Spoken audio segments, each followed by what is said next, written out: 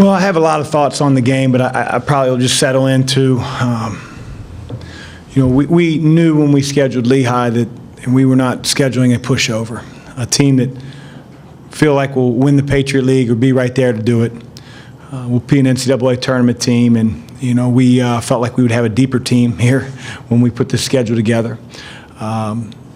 So give those guys a lot of credit. I'm really disappointed with our last 3 or 4 minutes of the game. We have to learn, like a lot of teams do, but I guess I'd rather lose or win and learn from it than lose and learn from it. But some of the mistakes that we made were inexcusable down the stretch, and we have to correct those very, very quickly. So that when we're in situations where we're in close games, we're able to handle end-game situations much better than we did tonight. But give Lehigh a lot of credit. We turn the page quickly and play Buffalo here on Monday. Did you think it was a little uncharacteristic that some of those mistakes down the stretch came from veteran players like JP, Edmond, and Trayvon? Well, I don't know if it's uncharacteristics, but I'll go back to the word I used before, and it's inexcusable. I mean, you've been on the college floor now, third year. Our better players, and guys that aren't playing out of position, they may be fatigued because they played a lot of minutes, but there can't be any mental fatigue in executing the end of a game. It's one thing if you miss your free throws, but we made our free throws in the second half. We just dribbled the ball away and gave them situations that they shouldn't have been in down the stretch. And I told our team a year ago, we played Miami of Ohio. No disrespect to the Red Hawks. Lehigh's a better team a year ago than Miami was. And with 7.5 minutes, we were down 1 against Miami. So we improved from that point on. Hopefully, I'd like to think that our team has the ability to do the same, but it was ugly tonight, and we have to learn from it. Chris, what did you think about the play of your big men? There was some marked improvement over Saturday, but still. On the offensive end, they were much more confident. They needed to rebound the ball a little bit better than they did. But they had a huge challenge. Tim Kempton got the best of them. And there's a reason he's on the Abdul-Jabbar list. He's one of the best bigs in the country, and he showed it tonight. And that he won't be our first challenge. We have to be a little bit better defensively on a guy like that than we were. At times we did a really good job. And then it would be bucket, bucket, bucket. And that can't happen. Awareness, readiness, toughness, ball pressure, all those things have to be better. The game flipped a little bit in the first half because of our foul trouble, and we have to figure out as coaches what we can do to not be in that situation. It happened in our scrimmage, which guys don't get penalized in scrimmages. You don't have to pull them out. They could have 9 fouls if you want. It happened in the exhibition game. It happened in our home opener. And it's no secret right now we don't have a ton of depth. So we have to figure out a way to defend without fouling much better than we have. Chris, on that note, when you get, Malcolm rolls an ankle or someone gets in foul trouble, do you guys feel confident and feel like you know where you're going with your rotations, or is that all kind of piecework with your short bench right now? Well, it's not algebra. You don't have to look down there, and there's not 16 different options. It's like 2 or 3. And so, our challenge is, do we want to go big, where we play, Sean and Rashid together, Tyreek and Sean together, or do we want to go smaller? And if Malcolm twists his ankle, we have 4 scholarship guys between, those 4 guard positions. And so it makes it a little bit difficult.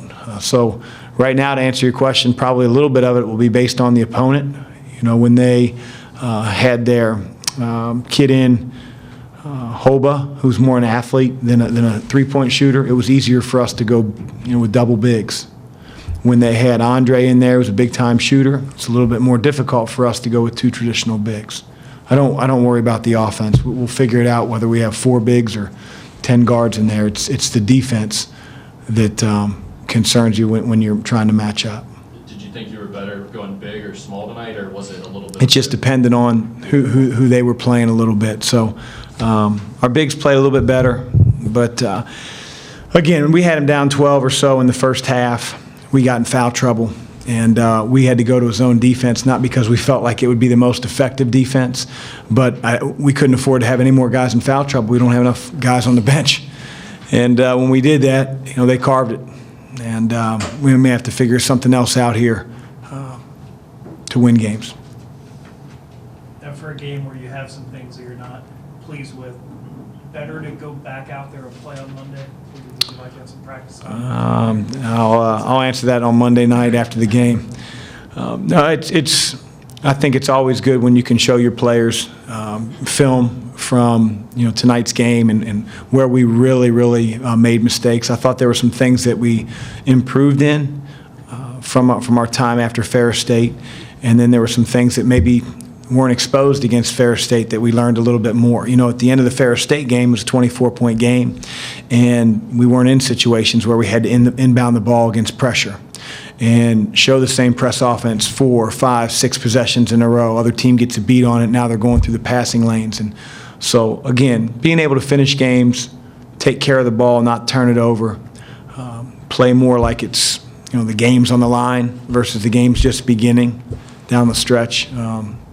That's a huge area of growth for this team, at least after tonight.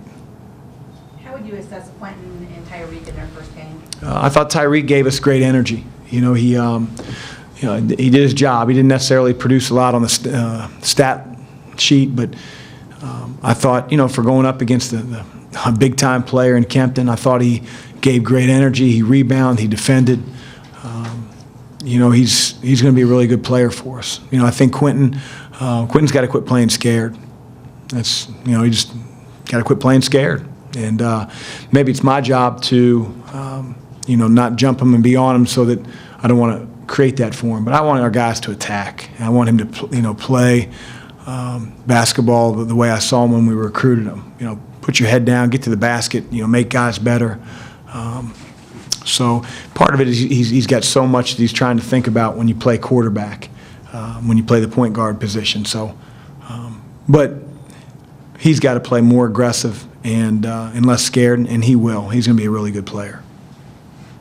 Were you pleased with Trayvon's grit? He seemed to really step it up physically there in the second. He rebounded the ball well. He made some big-time shots. He got a couple second possessions through some other guys' efforts too. A guy like Tyreek keeps it alive and made some big-time plays.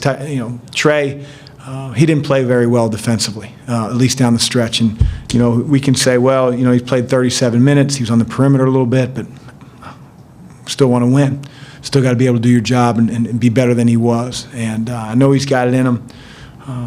But he's a big-time player. He was very, very efficient. Leads us in rebounding, and we just maybe we won't win the game. Trayvon doesn't play the way he did down the stretch.